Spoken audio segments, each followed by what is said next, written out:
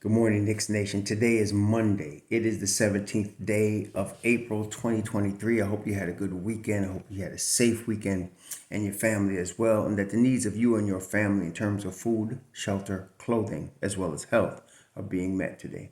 Blessings upon those that work in the healthcare field, along with the first responders who every day are trying to save lives, and those also who pick up garbage for us to keep streets and sidewalks and parks and recs clean and disease free. Those also that make deliveries of important things like food and water, as well as mail for our deliverance. For our convenience. Blessings, double blessings on the men and women that are out here trying to help rescue, deliver, and recover the teenagers and the children that are the victims, that are abuse victims, victims of child molestation, victims of pedophilia. Also, people who are victims of pornography, child pornography, prostitution, child prostitution, human trafficking, and sex slavery. Double curses on all the perpetrators of these things. Double curses on all those that profit from these things. And double curses on all the perverts that create the industry for the supply and the demand. Finally, blessings upon the homeless. There are nearly 600,000 men, women, and children, mostly children, homeless in the United States of America, and millions around the world in similar or worse conditions. Blessings upon them, for theirs is the kingdom. So there was a basketball game Saturday night, game one of the playoffs. And as we went through our live stream yesterday, we was all excited because the thing is that 2 years ago, when the Knicks were last in the playoffs, 2 years when they last were participants in the NBA playoff, 2 years ago, Mitchell Robinson was in his third season. 2 years ago, R.J. Barrett was in his second season. Quentin Grimes wasn't even a Knick yet. Obi Toppin was a rookie. Emmanuel Quickley was a rookie. Okay, Jericho Sims wasn't a Knick yet. Okay, they didn't have, of course, and they didn't have Jalen Brunson. 2 years ago, we started calling the bench Mobb Deep, and the reason we started doing it is because of the growth potential, the development of these young players as they would mature, reach maturation. And they was even showing sparks then, the Knick bench, which they didn't get a lot of time, but they were showing sparks, especially quickly. Obi was, there was a work in progress. And here we are 2 years later. Obi is in his third year, along with Quickly. RJ's in his fourth season. Grimes is in his second season. Mitch Robinson in his fifth season. They are maturing. The harvest is now taking place. The patience that the coaching staff and the front office use, and that's part of the new culture. You draft, you develop. See, we talked about how the formula, the template, if you want to be a long-term sustainable winner. Okay? And of course, with the New York Knicks, those of us that are Knicks fans want them to win. We want them to not only win, but to be long-term sustainable winners, which means that year in and year out, they're always in the conversation when you're talking about Eastern Conference Finals, playoffs, and eventually championship. You want them to be in that conversation on a consistent basis. And how you get to develop that is by drafting well, developing well, keeping your front office intact, your coaching staff intact as much as you can. When you start having a lot of turnover, and the Knicks know all about turnover of coaches and front office and players.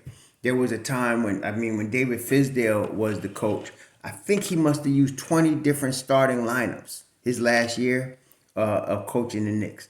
And that's the type of non-continuity. It's like he didn't know what he was doing, didn't know what he wanted it to look like, okay? And was still searching and couldn't figure it out. And so that led to Knicks winning 17 games, 21 games, whatever it was, and his ouster. And then came Tom Thibodeau. Tom Thibodeau has a game. Like, in other words, he has a style, a set style. He knows what he wants, he knows what he's looking for, and he knows when he gets it to play. Does he have some negatives? Yes. Everybody's expecting perfection from everybody in New York except themselves. But Tom Thibodeau's not a perfect coach, but he is a winning coach. Okay, and so he's only in 11 years. I think he's been coaching the NBA. Only 2 years he didn't make the playoffs. Only 2 years he was below 500. Only two. Okay, one of them was with New York, one of them with Minnesota. And of course, in New York, you got to go through the fan base that's tripping because the media is tripping. And he went through that. And he was prepared for that because he had been in New York before. He had been in Boston before. He'd been in the microscope before. So he knows. And of course, Chicago, and he knows what it's like. He persevered, stuck with his game plan. Sometimes even all of us was frustrated with him, especially when we wanted to see some more play from the kids.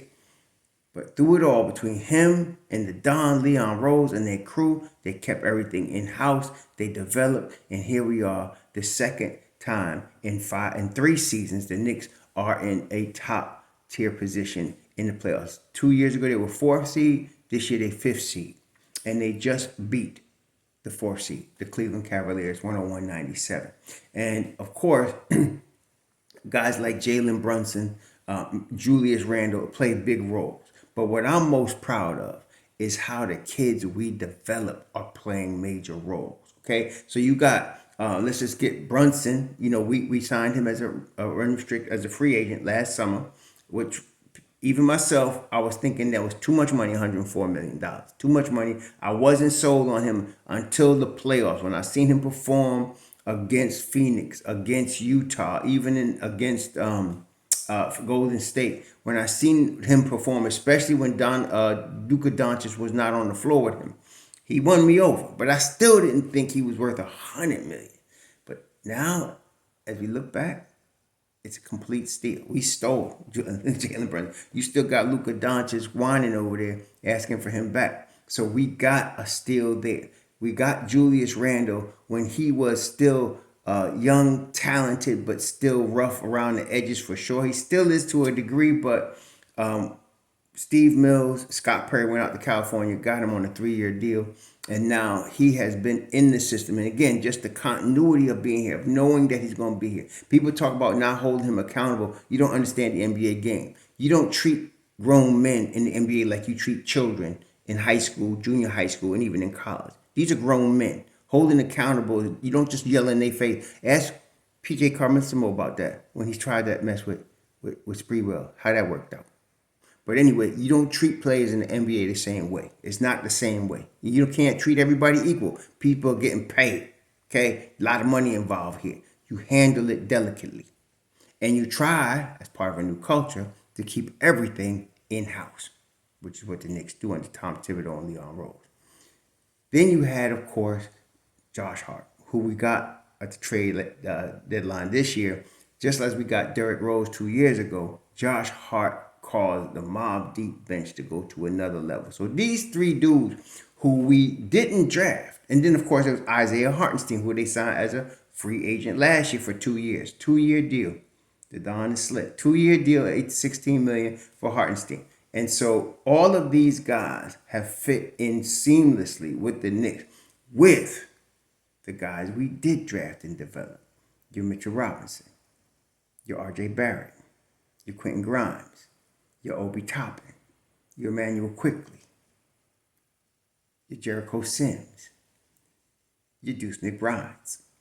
These guys are coming up in the system, in the culture.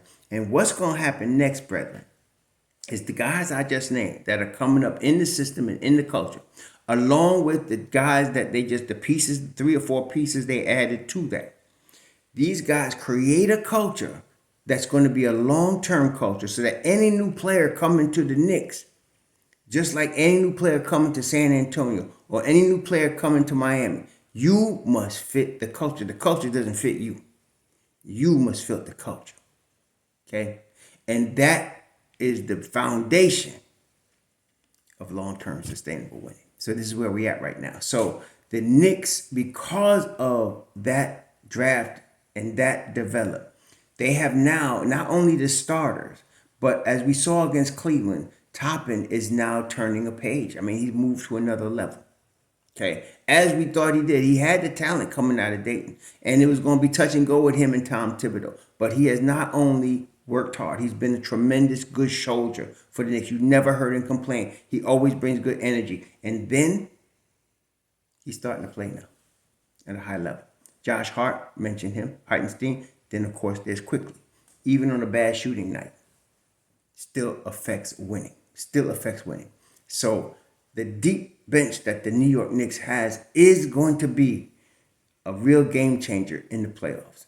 Not only against Cleveland, but I'm feeling like the Knicks are just because of that. Cleveland has no answer. When you look at how many minutes the Cleveland starters played, they basically went 7 deep against the Knicks. They played LeVert 18 minutes off the bench and Sadiq Osman 19 minutes off the bench.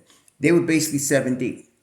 And their starters, Mitchell 44 minutes, Garland 43, Jarrett Allen 43, Okoro 23, Mobley 38. They could fight with the starting unit, but the second unit coming in another wave of energy and high level play, they could not deal with that.